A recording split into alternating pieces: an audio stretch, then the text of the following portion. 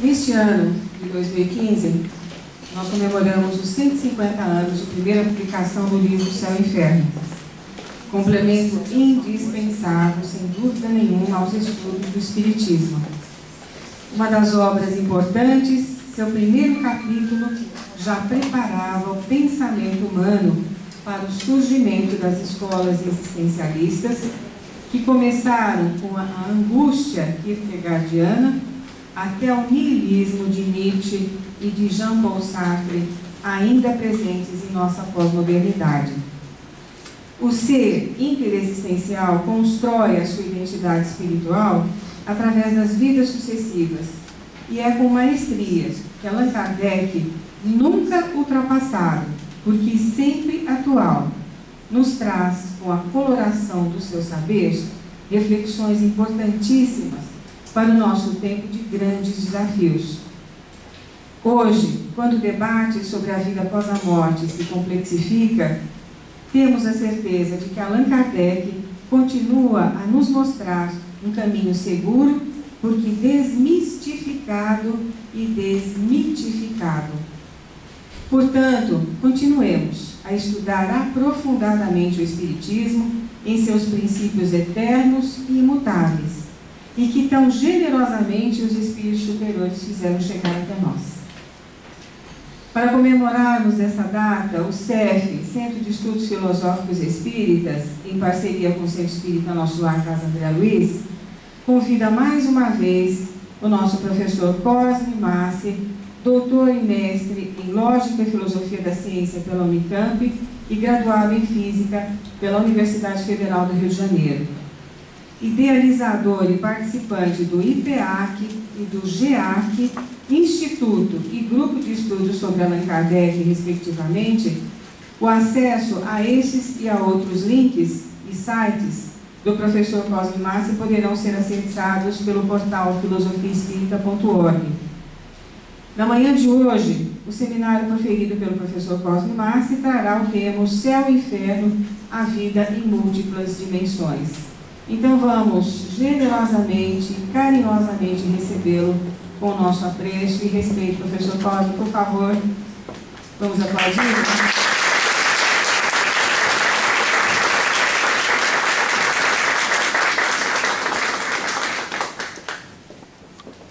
Bom dia a todos, que Deus nos abençoe. É uma grande alegria voltarmos a esta casa, principalmente na comemoração de um aniversário tão importante, o aniversário dessa obra de Allan Kardec, que foi lançada no dia 1º de agosto de 1865. O que nós vamos fazer aqui? Vamos conversar sobre a obra em duas partes, até às 10h30, depois faremos aí um pequeno intervalo para aumentarmos a autonomia, diz um amigo, né? E depois voltamos e concluiremos até ao meio-dia. A nossa intenção inicialmente é fazer um panorama geral desta obra, apresentar a sua estrutura geral e o papel dessa obra com respeito à obra fundamental do Livro dos Espíritos. E depois, se o tempo nos permitir, a nossa intenção seria trabalhar nos 2 capítulos da obra, pelo menos em linhas gerais, para que a gente pudesse aprofundar um pouco na proposta de Kardec nesta obra extraordinária. Então, essa é a nossa proposta de hoje. Trabalharmos inicialmente a estrutura dessa obra. Para entendermos essa estrutura e o seu papel frente à obra de Kardec, é muito importante eu, com vocês, trabalhar um pedacinho do prefácio da obra publicada em agosto de 65. Nem todo mundo, nem todos os tradutores fizeram a tradução desse prefácio, porque esse prefácio surgiu apenas na primeira edição de 1865. Em muitas edições posteriores o prefácio não aparece. Então as principais traduções não traduziram esse prefácio. Então existem algumas traduções que traduziram lá no nosso site do ipeak.com.br, Instituto de Pesquisa Espírita de Allan Kardec, você vai conseguir ler o prefácio por completo. Então aqui eu coloquei apenas um pedaço desse prefácio quando Allan Kardec apresenta a obra, nos demonstrando exatamente o que vai ter nessa obra e o que ela representa para o Espiritismo. Diz ele, o Livro dos Espíritos contém as bases fundamentais do Espiritismo. É a pedra angular do edifício. E sabemos que a obra, o Livro dos Espíritos, ela contém toda a estrutura necessária para se entender o Espiritismo. Todos os princípios da doutrina estão ali colocados. Então, é aqui reafirmando aquilo que ele já dissera lá na introdução do Livro dos Espíritos, que todos os princípios estão ali prontos. Por isso, lá na introdução, ele vai dizer que o Livro dos Espíritos contém a doutrina espírita. Ela está toda ali. Quer dizer, os princípios fundamentais estão todos na obra, o Livro dos Espíritos. Até aqueles que devem servir de coroamento. Isso é muito importante. Não apenas os princípios que estão na base, mas até aqueles princípios intermediários que são fundamentais para o fecho da doutrina, estão lá no Livro dos Espíritos. Aqui já no prefácio, Kardec realça a importância de estudar esta obra, o Livro dos Espíritos. Mas era preciso dar seus desenvolvimentos. Como é que eu desenvolvo esses princípios? De que maneira eu vou aplicá-los? Deduzir dali todas as consequências de todas as aplicações à medida que elas se desenrolavam pelo ensinamento complementar dos Espíritos e por novas observações. Então ele deixa claro, embora no Livro dos Espíritos tenha os princípios, todos eles, era preciso aplicá-los, desenvolvê-los, a partir da contribuição dos Espíritos e de novas observações. Desenvolver o princípio, deduzir todas as suas consequências, extrair todas as suas aplicações, é o que vai ocorrer nas obras outras de Allan Kardec, depois do Livro dos Espíritos. Então, aqui ele vai dizer, é o que fizemos no Livro dos Médiuns e no Evangelho segundo o Espiritismo, de pontos de vista especiais. Então, tanto no Livro dos Médiuns quanto no Evangelho são desenvolvimentos, aplicações daquilo que já estava em O Livro dos Espíritos. É o que fazemos nesta obra, de um outro ponto de vista, e é o que faremos sucessivamente naquelas que nos restam por publicar e que virão a seu tempo. Então ele deixa claro que o céu e o inferno também é isso. É um desenvolvimento, é uma aplicação daquilo que já se encontrava na obra O Livro dos Espíritos. A obra de março de 1860, não o Livro dos Espíritos de 18 de abril de 57. Na obra de março de 1860, que é a obra completa, que é o Livro dos Espíritos, que nós estudamos hoje na Casa Espírita. Não há muito hábito de se ler a primeira edição de 1857. A gente tem o hábito de ler a última, que é a de março de 60. Claro que o bom estudioso deve comparar as duas. Lá no site do IPEAC, você vai também encontrar as duas edições, tanto em francês quanto em português, da primeira edição de 18 de abril e da edição definitiva de março de 60. Quem quer ler no francês, está lá a imagem da de março de 1860, que você pode comparar e ver os acréscimos, as alterações que Kardec fez da primeira para a segunda edição. Mas é importante nesse prefácio perceber que o céu e o inferno não vai trazer nenhum princípio novo. Mas é muito importante deduzir as consequências e fazer as aplicações. Porque nós não estamos muito preparados a do princípio sozinho tirar as aplicações e os desenvolvimentos. Por isso Kardec vem nos ajudar. O Livro dos Espíritos é uma obra densa, extremamente rica, de uma densidade realmente extraordinária. Eu digo que é uma obra tão profunda que a gente não acha ao fundo. Então é uma obra que nem todo mundo está preparado para fazer a leitura dessa obra, somente dela, e extrair dela todas as consequências e aplicações. Por isso a importância das outras obras de Kardec. Eu costumo dizer das outras 20 obras de Kardec. O Livro dos Espíritos e mais 20 obras. Kardec publicou de livros 21 livros. De publicações como um todo, foram 32 publicações. Das 32 publicações, 21 são livros. Esses 21 livros estão lá dentro do IPEAC à disposição para vocês estudarem, sem pagar nada. É só digitar ipeak.com.br que você pode ler lá os 21 livros de Kardec à disposição de vocês, ligados entre si. Então você vai estudar, será a pergunta número 2 de O Livro dos Espíritos, que se deve entender por infinito. Você tem lá a resposta de Kardec. Aí abaixo da pergunta vai abrir o texto na Revista Espírita em que Kardec explicou a pergunta número 2. Então você vai poder ler num único lugar tudo que Kardec produziu ligado entre si. Todas as 21 obras, lembrando que a maior produção espírita de Allan Kardec são os 12 livros ou os 12 volumes da Revista Espírita. Então você tem esses 12 volumes, as outras obras que complementaram o Livro dos Espíritos mais conhecidas, que formam aí os 5 grandes livros de Kardec. Ainda tem lá o que é o Espiritismo, a Viagem Espírita em 1862, as instruções práticas sobre as manifestações espíritas, o Espiritismo na sua mais simples expressão, para compor as 21 obras, que, além dos 12 volumes da Revista Espírita, que Kardec produziu. Das 21 para as 32 são pequenos opúsculos que Kardec desenvolveu e que de alguma maneira apareceram na Revista Espírita ou como suplemento da Revista Espírita.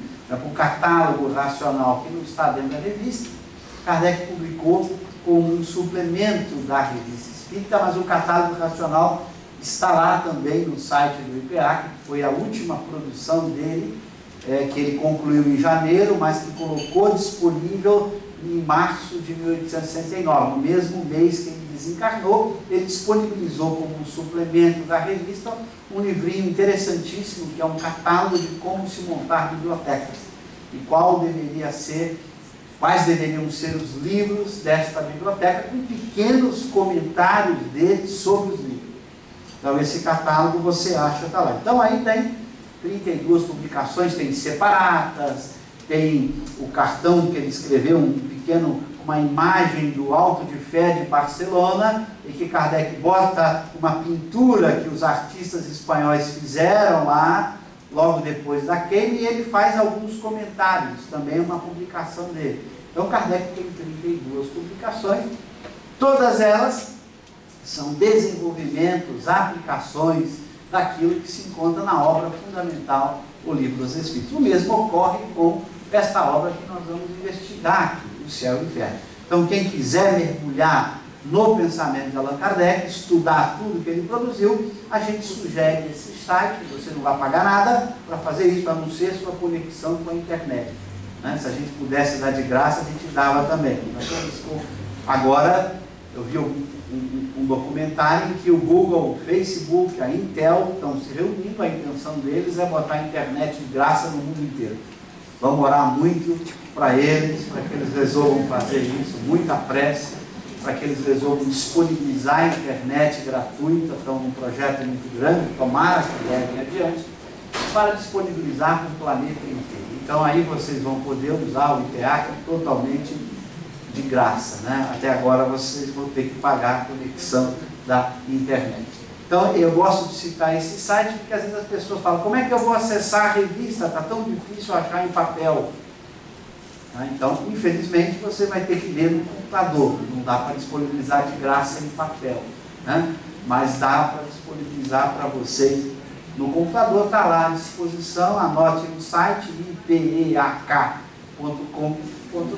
No nosso site cosmimasse.com.br tem um link também para o IPEAC. Se lembrarem do meu nome, cosmimasse.com.br, é um site nosso, em que aí a gente explica Kardec. IPEAC só Kardec, não tem outro autor. E o Cosmimasse tem um Cosme explicando Kardec. Então, quem quiser também ouvir as nossas explicações, entre lá no site cosmimasse.com.br. Também tem coisas de graça, muitas, a maioria, e tem coisas pagas. Lá tem pequenos vídeos, tem áudio, e tem coisas pagas para ajudar a manter.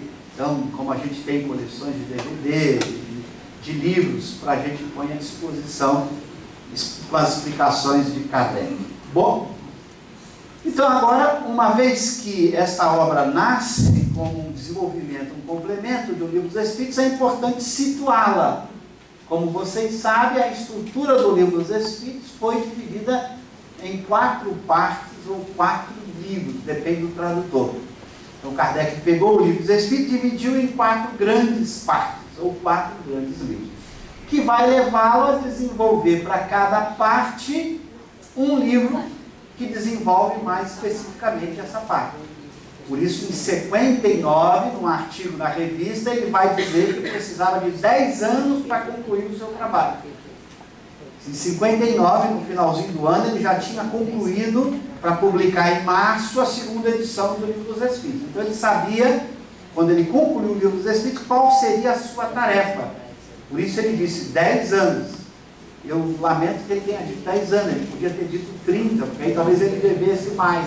E nós teríamos aproveitado muito mais os outros projetos que ele diz na revista que estava trabalhando. Os livros que ele disse que iria trabalhar, que seriam livros futuros. Mas ele foi falar 10 anos, Papai do Céu ouviu 10 anos. E em 69, 10 anos depois, o Papai disse, agora você disse que concluiu em 10 anos, volte. Infelizmente, eu brinco todas as vezes que leio a revista espírita lá do mês de abril, do março, abril que ele deixou, eu já começo a chorar, porque eu sei que não vou conseguir continuar lendo Kardec em maio, junho, julho, e aí eu volto. Eu sempre, quando termino abril de 69, eu volto a janeiro de 58 para continuar lendo a revista. Já estou na 7ª vez que fui e voltei para a leitura dos 12 volumes, para não parar de ler Kardec. Mas a gente sente falta quando está lendo em abril. Meu Deus, abril é o último mês que ele escreveu. Ele morreu em março, mas já deixou o mês de abril pronto. Então você só vai saber da morte dele lendo a revista em maio, porque no volume de abril ainda é Allan Kardec. Então dá uma saudade tremenda que a gente não vai encontrar ele escrevendo com a sua beleza, com a sua profundidade.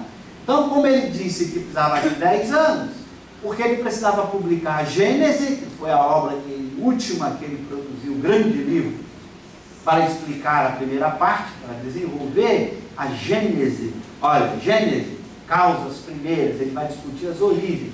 O Livro dos Médiuns, 61 para cá, o Evangelho, de 64 para cá, e o Céu e o Inferno, para discutir esse tema da 4ª parte, que são as esperanças e consolações. O que você deve esperar após a morte do corpo?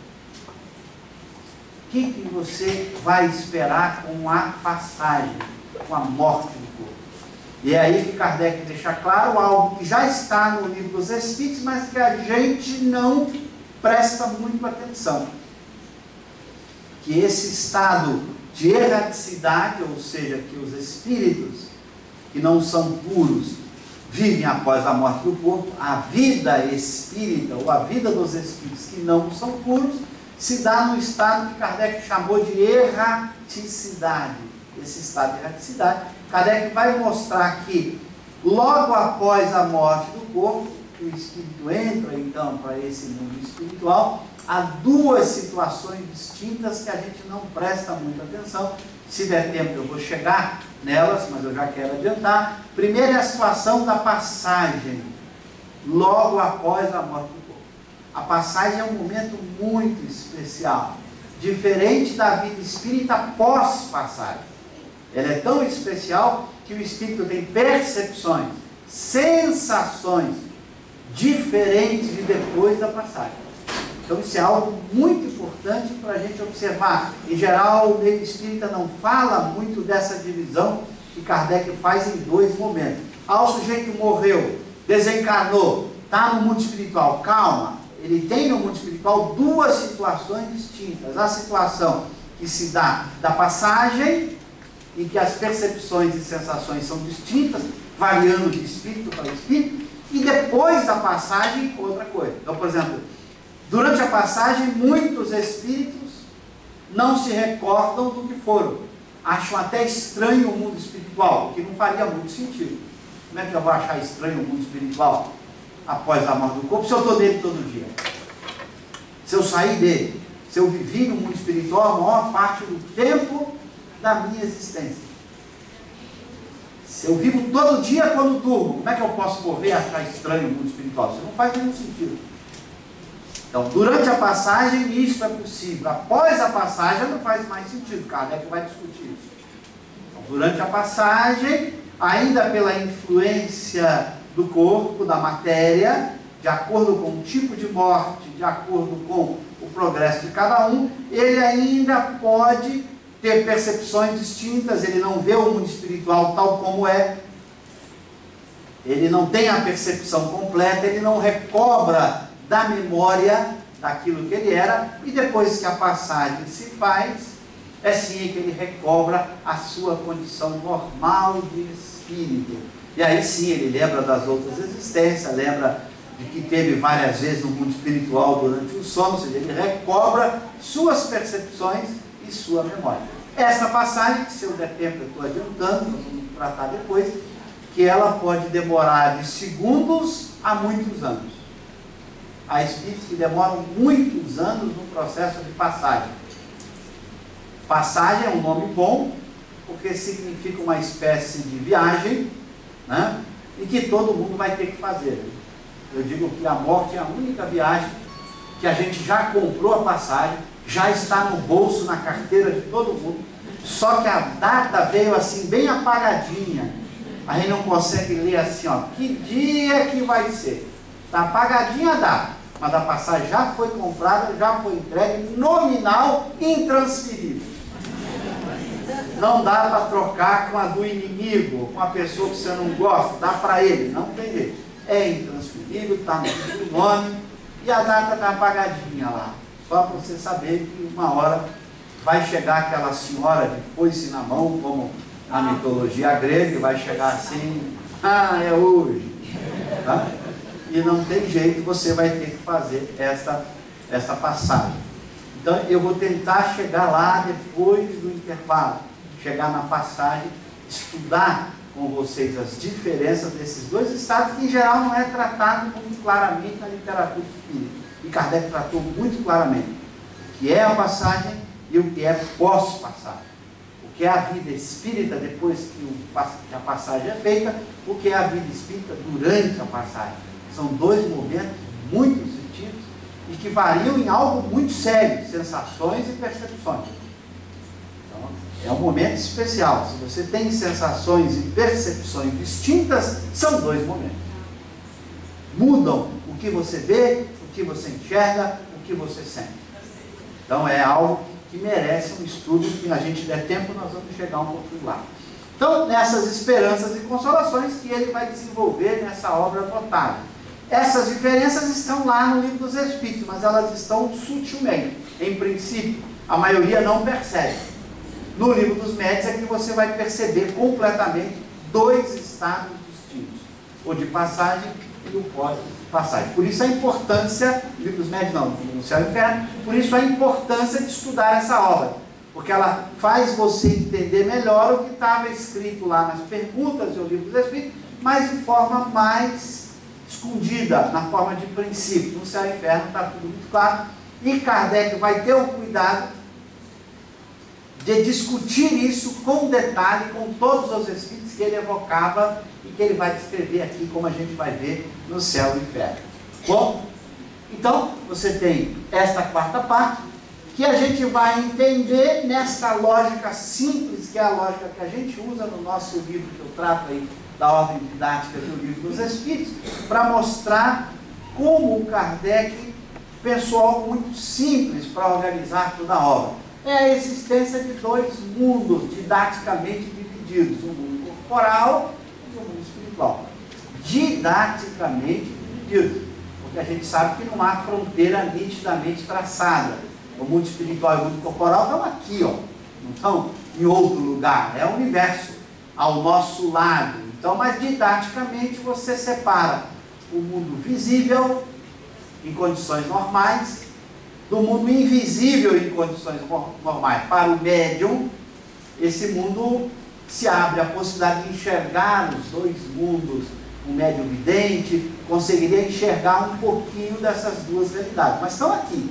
Mas didaticamente é muito importante separar esses dois mundos, o mundo corporal e o mundo espiritual. Como a gente separou com a descoberta do microscópio. Kardec faz até essa analogia com o microscópio. Antes do microscópio, a gente não desconfiava da existência de um mundo invisível que eu não pudesse enxergar.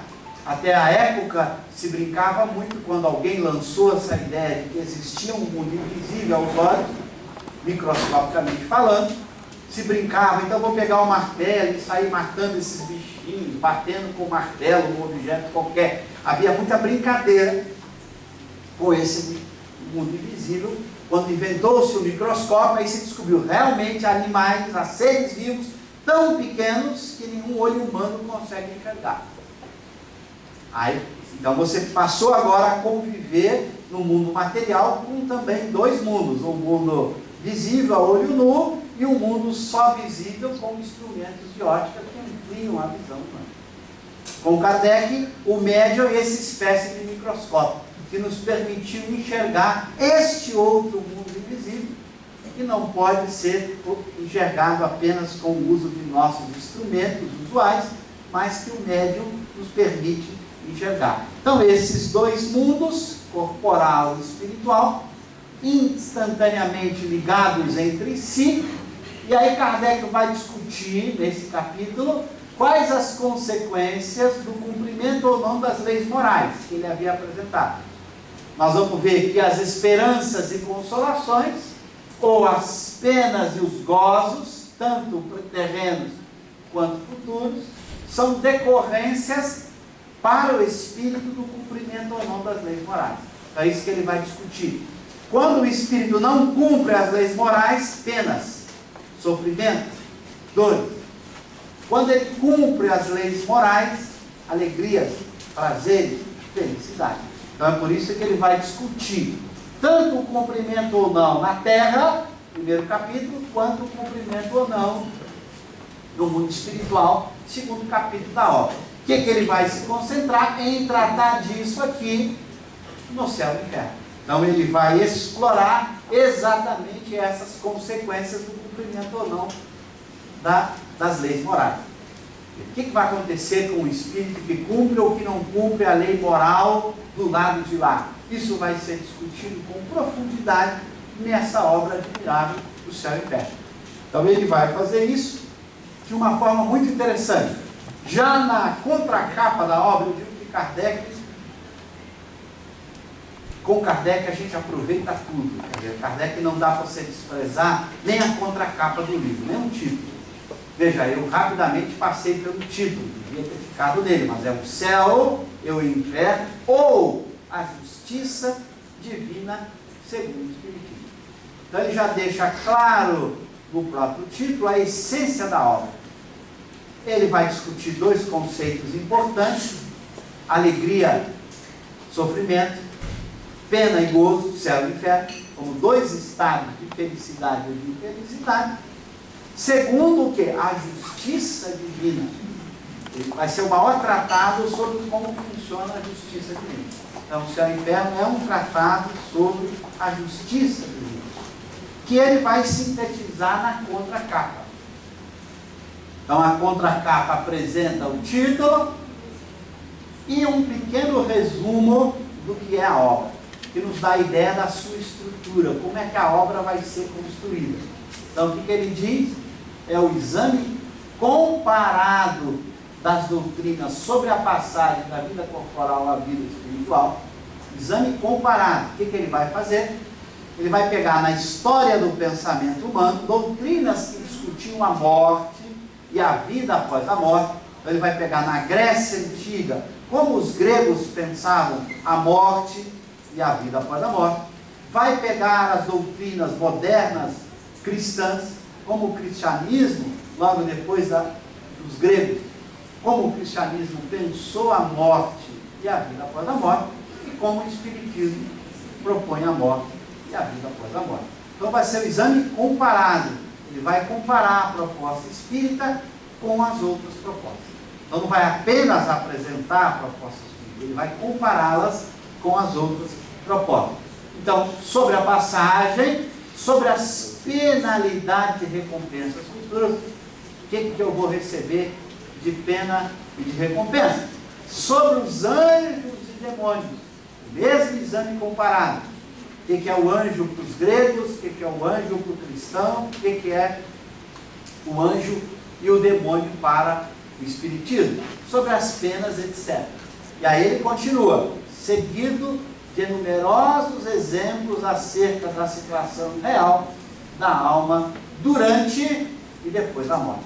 Esse durante é essencial, porque ele vai discutir, como eu disse, dois momentos distintos: durante a morte e depois da morte, por Allan Kardec. E aí ele dá a frase que sintetiza moralmente o céu e o inferno, que é a síntese moral do que está na obra. Por mim mesmo juro, disse o Senhor Deus, que não quero a morte do ímpio, mas senão que ele se converta e deixe o mau caminho de vida. Então a síntese do que é: Deus não quer a morte do ímpio. E a morte pode ser a morte no inferno, em que o ímpio vai ficar condenado a ficar toda a vida lá no inferno, sem jamais poder sair dessa situação, segundo a visão católica, ou no Tártaro para todo e sempre, segundo a visão grega. Não, ele não quer isso. Ele quer que ele se converta, que o pecador, o ímpio, aquele que seguiu o mau caminho, se converta, que deixe o mau caminho e que viva.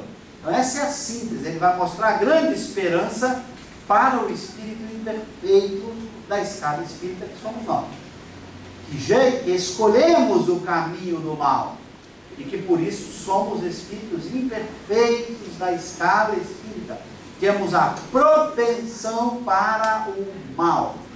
Então ele vai, para nós que escolhemos esse caminho, que temos a propensão para o mal, ele vai nos permitir que a gente se converta, retorne ao bom caminho, ao caminho do bem, para que viva e possa aí avançar. Essa questão é chave. Eu sempre digo assim, na doutrina espírita, uma peça muito importante que as pessoas têm dado pouca atenção, que é a chamada escala espírita, o ordenamento, as ordens dos espíritos, todo o processo evolutivo dos espíritos segundo essas ordens. Então, quando você entra no estado de espírito perfeito, você está na terceira ordem. Lembra, há uma confusão que às vezes eu falo, as pessoas não prestam muita atenção, a gente está fazendo até DVD para explicar melhor essa confusão da própria escala. A pessoa lê a escala como adjetivo, assim, espírito imperfeito, imperfeito adjetivo. Aí elas pensam assim, todos os espíritos que não são perfeitos são imperfeitos. Isso é um grave erro. Imperfeito da escala não é adjetivo. Por isso tem 3 níveis: espírito imperfeito, espírito bom e espírito puro. Se fosse adjetivo, você teria perfeito e imperfeito. Uma negação do perfeito só poderia ser o imperfeito.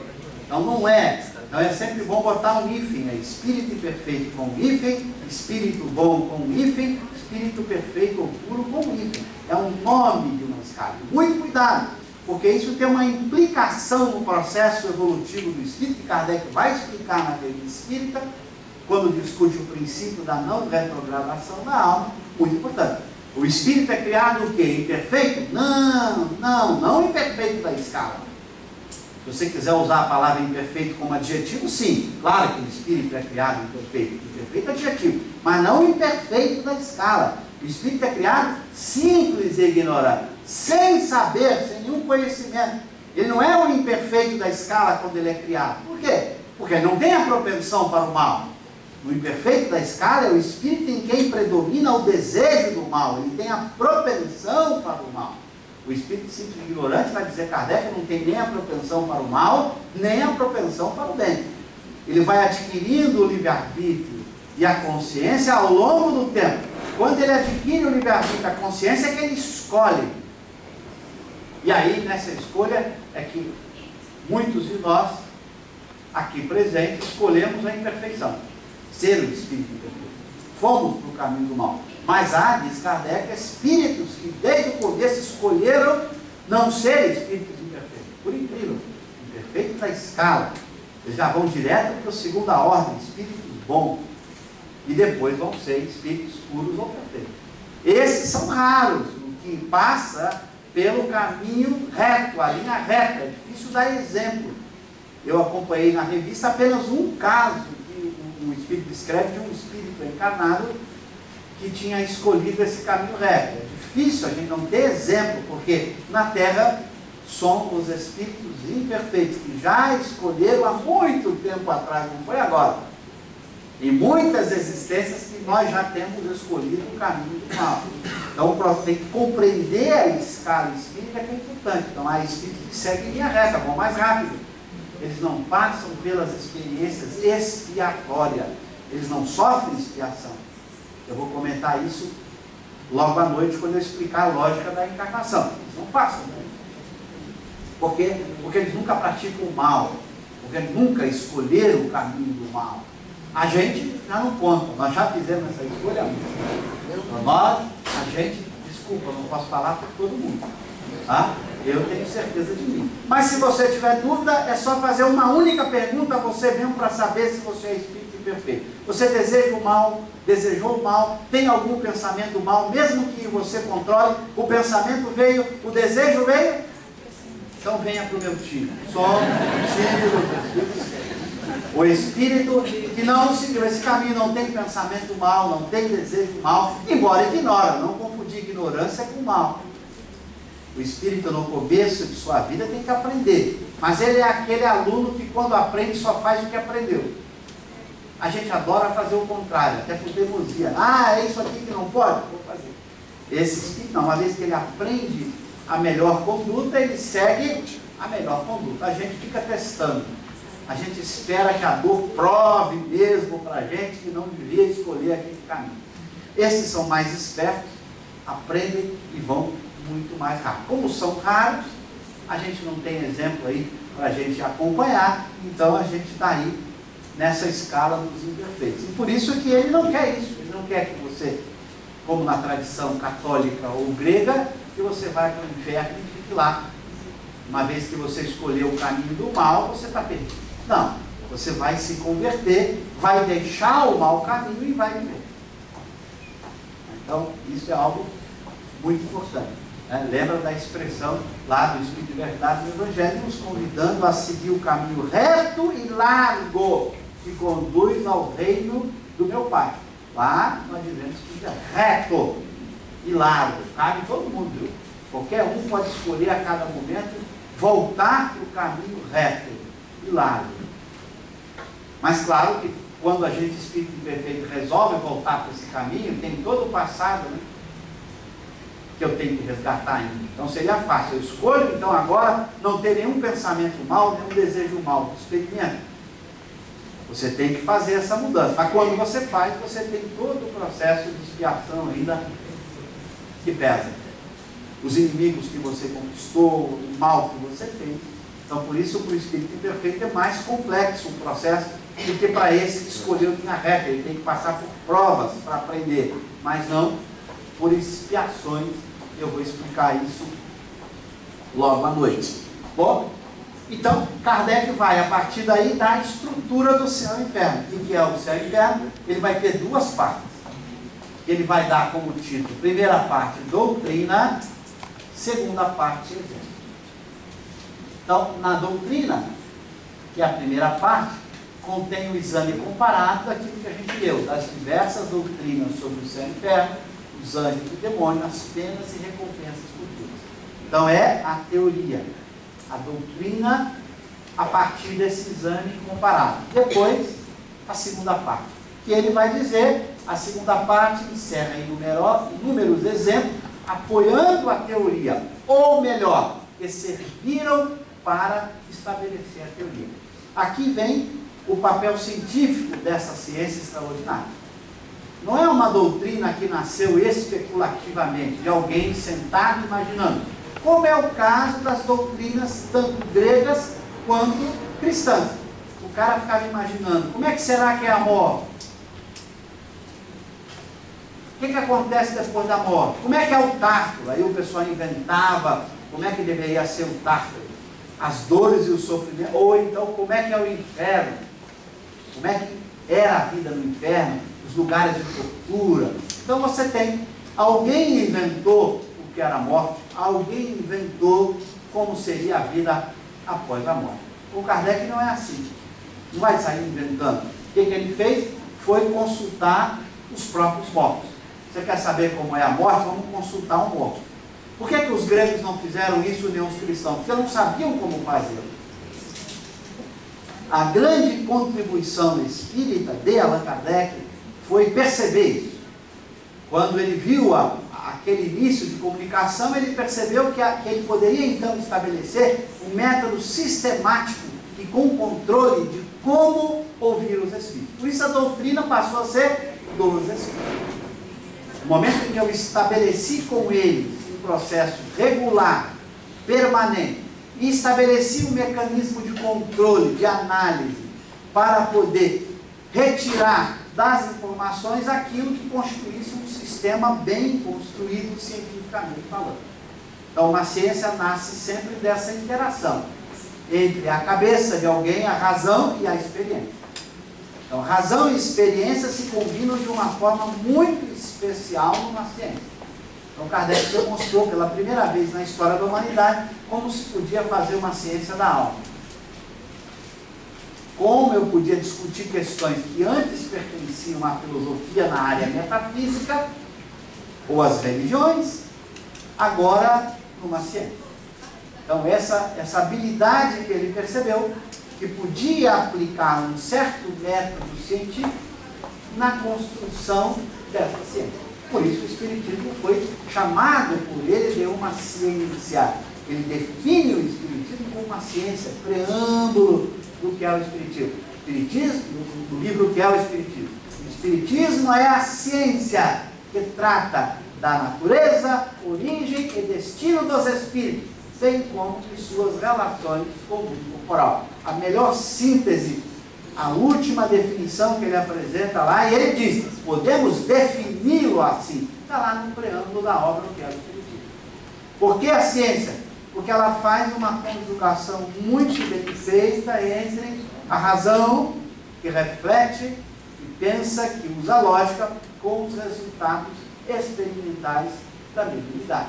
Então, é essa simbiose ou essa complementariedade entre teoria e experiência que Kardec soube muito bem fazer. Esse é o papel dele. Como fazer bom uso disso.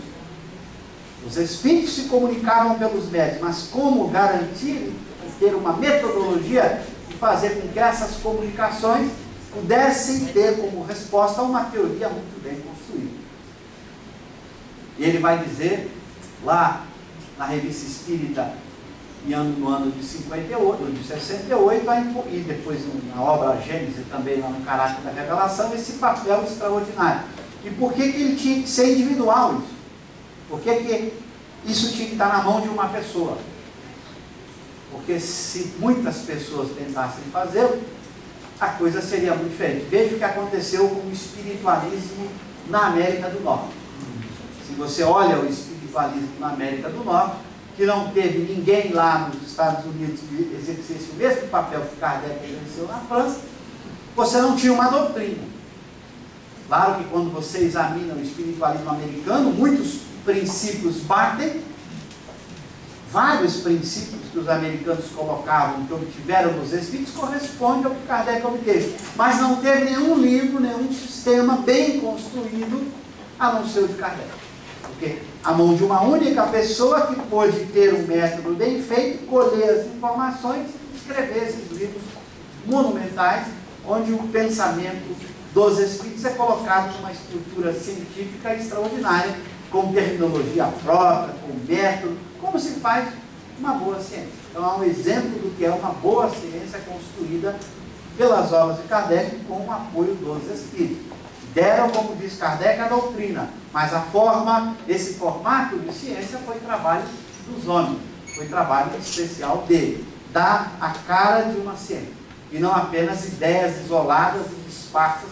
Ideias isoladas e dispersas não constituem uma teoria científica. Então, Kardec teve essa habilidade. Combinar esses dois não é fácil, e ele soube fazer, principalmente numa ciência da alma. Principalmente, como ele vai dizer várias vezes, que quando ele começou as experiências, ele descobriu que os espíritos nada mais eram do que as almas dos homens. Homens somos nós, espíritos encarnados. Quando morremos, imagina lidar com o ser humano, é fácil pra caramba, né? Eles só falam a verdade, eles não mentem, eles não tapeiam, eles não enganam, eles não são vaidosos, não são orgulhosos. E Kardec vai perceber isso. Tem espírito sistemático, vaidoso, que trazia o seu sistema. Tinha outros que passavam pelo nome dos outros, que assinavam. Olha a complexidade com que ele teve que enfrentar. Falsários, como vai dizer no plano espiritual, que assinam, forjam a assinatura de um outro indivíduo. Pseudo-sábios, orgulhosos, quer dizer, ouvir todo mundo e a partir daí tirar uma doutrina tão lógica e coerente, é um trabalho gigantesco. Eu falo, a gente valoriza muito pouco, às vezes, o trabalho de Kardec. Tem pessoa que acha que Kardec reuniu os textinhos dos Espíritos e botou na obra. Meu Deus! Se ele reunisse o texto dos Espíritos e botar na obra, daria uma contradição, uma confusão absurda. Um dizia contra a reencarnação, outro dizia a favor. Um descrevia o plano espiritual de um jeito, o outro descrevia do outro jeito. O cuidado de extrair, saber de que maneira montar isso, um trabalho monumental de Allan Kardec, que a gente vai descobrindo na revista. Aí você vai entender por que os ingleses não deram conta de fazer, os americanos não deram conta de fazer, porque não é fácil lidar com espíritos dos homens. Não é fácil. Saber quando você está lidando com um espírito mais evoluído mesmo, a quem você pode confiar, quando você está lidando com um pseudo-sábio, quando aquele detalhe da comunicação você precisa desprezar, aquela outra informação é importante. Como fazer isso? Foi um trabalho admirável, cara. Eu ouvindo todos os espíritos, por exemplo, ele vai dizer, ele faz sempre metáforas. Se você quer saber dos subúrbios de Paris, por exemplo, o que você faz? Você pergunta ao nobre? Imagina que você vai perguntar a um aristocrata para descrever os subúrbios de Paris. Ele diz, peraí, o aristocrata não vive no subúrbio. Então, se eu quero conversar sobre os subúrbios de Paris, eu vou chamar um cara do subúrbio de Paris. Mas eu sei quais as limitações dele. Até onde ele pode ir. Então Kardec quer conversar sobre a alimentação dos espíritos. Ele evoca um glutão. Tem alguém melhor para falar de alimentação do que um glutão? Vocês conhecem alguém melhor? Ele evoca um glutão. Então ele vai discutir, mas ele sabia das limitações do glutão. Se ele quisesse entender um pouco mais, ele sabia até onde ir. Não bastava ficar com o glutão, ele tinha que pegar um melhor, mais preparado para as perguntas. Então ele tinha esse cuidado. Até onde ele perguntava a alguém, até onde ele ia, até onde aquela informação era confiável, não era? Ele ia checando isso, e é incrível, quando ele percebia um princípio, toda hora ele checava. Então você vai ver na revista algo extraordinário, você vai lendo Kardec, ele está tratando de um assunto, daqui a pouco, lá no meio da pergunta, ele faz uma pergunta que não tem nada a ver com aquele assunto. Fala, peraí, essa pergunta não tem nada a ver. Ele estava checando uma outra questão com aquele espírito. Como pelas perguntas anteriores, o espírito demonstrou muito conhecimento, ele resolveu agora perguntar uma outra coisa que não tinha a ver com o diálogo. Ele percebeu muita lógica, muita coerência naquele pensamento. Aí ele jogava uma pergunta, para confirmar o que ele já tinha obtido. Se você ler a revista, que é o grande laboratório de construção da ciência espírita, você admira essa criatura tão especial, esse espírito tão bem preparado para construir e fazer esta interação tão profunda entre teoria e experiência. Um emaranhado de comunicações diferentes, de espíritos diferentes, que são os homens após a morte do corpo, que cada um pensa de um jeito, cada um... Há na revista teorias incríveis que os espíritos propõem, como, por exemplo, dar origem a um planeta, que é um que propôs que os planetas tinham alma, as almas resolvem então se unir. Você vê cada coisa, como Kardec nesse emaranhado foi capaz de fazer uma doutrina tão lógica, tão bem feita, demonstrando um preparo epistemológico de construção de uma ciência invejável, e dá inveja aos maiores cientistas, aos maiores construtores das grandes teorias científicas que nós temos aí hoje à disposição. Então, vejamos então o que tem na primeira parte. São 11 capítulos extraordinários. Ele tem, primeiro, uma discussão importante que tem que vir no primeiro lugar, que é a discussão da própria realidade. Há ou não alguma coisa após a morte? Tem um futuro ou tem nada? Porque se a resposta fosse o nada, todos os capítulos seguintes aparecem, né? Você pergunta para um materialista convicto: o que acontece após a morte? Nada. A vida é cérebro. Morreu o cérebro, acabou tudo. Então você não vai perguntar para um materialista como é que é a vida após a morte. Ele vai dizer: acho que você não entendeu o que eu disse. Se eu disse que não tem nada, você tem que eu fique falando do nada? Não tem o que dizer, a não ser nada. Se você me perguntar de novo, nada. Então, se a resposta fosse o nada, não tem nem mais o que fazer. O livro pararia no nada e acabaria. Mas a resposta foi no futuro, e nós vamos discutir. Há alguma coisa após a morte? Há um mundo após a morte, há uma vida após a morte. Então agora